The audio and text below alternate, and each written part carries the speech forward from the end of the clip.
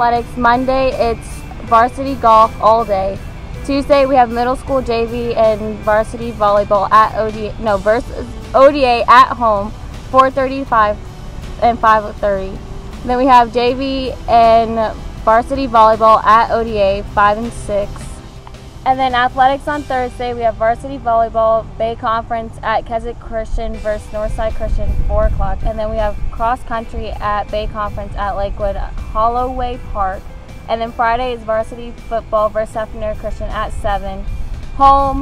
It's homecoming, so be there, be square. And then athletics for Saturday, we have the swim team at Tri-Country County Meet, Potter Park, varsity golf at County Championship, middle school volleyball at Keswick Christian, it's a tournament. And then we have boys soccer training Monday and Wednesday from 4 to 5 and Saturday from 7 to 8. Jazz Band will meet Tuesday at 7:10 a.m. and Junior Jazz Band will meet after school on Wednesday until 4 o'clock. T Club will be partnering with UNF and LA Denison on clothing drive. All the boxes will be put in the lobby for collections. And then bring sweaters, jackets, and old cleats to Mr. Holt's room by October 20th. All members to meet Wednesday, October 14th at 7:45 a.m. in the music room for Bradenton. Odors Club, Tuesday is Pink Day. Bring $3 to wear pink. Support Mrs. Vanderkoy and Mrs. Thomas as they walk for a cure. Congrats to Alexis Thompson for winning T-shirt design contest. National Honor Society. New inductees meet in Mrs.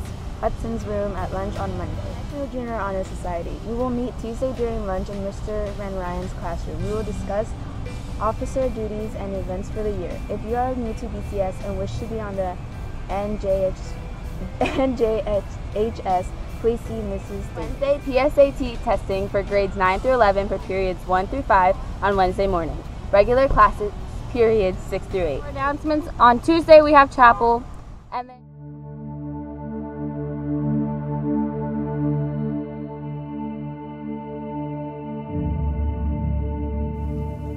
in Matthew chapter 4, we get a glimpse of Jesus calling his first disciples. After a long, hard night of work, a group of unschooled fishermen have caught nothing.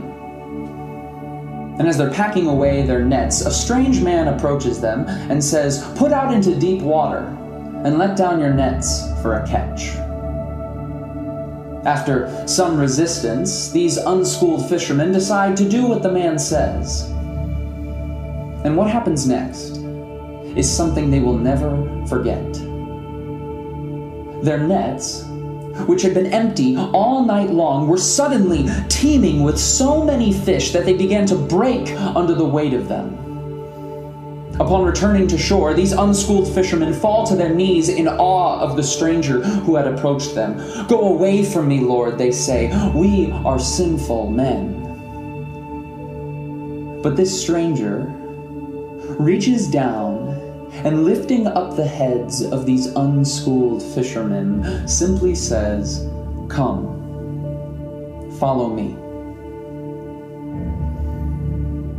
It's true. We worship a God who is in the business of calling people. Our God has been calling people since the beginning of time. God called Abraham to build a family. God called Noah to build an ark. He called Jacob to build a well, Nehemiah to build a wall, and Jesus to build a way. God called David into the valley, and he called Moses onto the mountain. God called the fishermen who'd been left out. He called the apostles to go out, and he called Martha to chill out. God called Esther to speak up, Job to shut up, Ruth to stick around, and Gideon to stick it to him. God called Joshua to take a walk, Jonah to give a talk, and Peter to be the rock.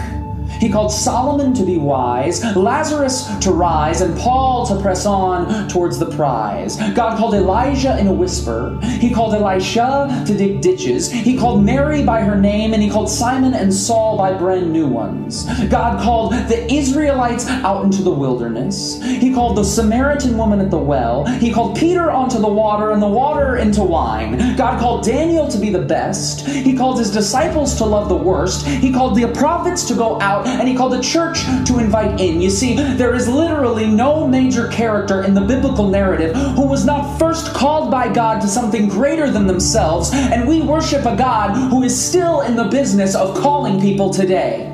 Yeah, it's true. We worship a God who is in the business of calling people. The only question is, are we in the business of answering?